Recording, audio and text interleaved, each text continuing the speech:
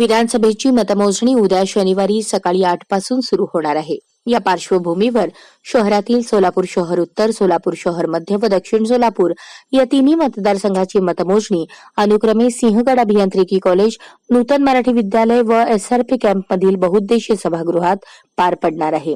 मतमोजणीवेळी ओळखपत्र असलेल्यांशिवाय अन्य कोणालाही 100 मीटर अंतरात प्रवेश नसणार आहे.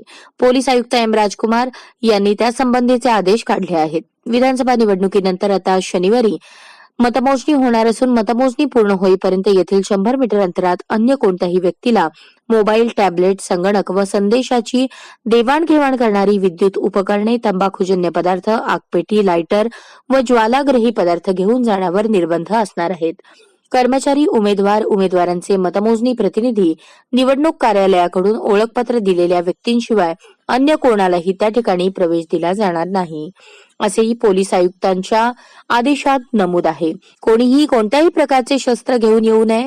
परवानगी नसलेल्या वाहनांनाही त्या परिसरात बंदी असणार आहे. हा आदेश शनिवारी सकाळी 5 ते मतमोजणी पूर्ण होईपर्यंत लागू असणार आहे.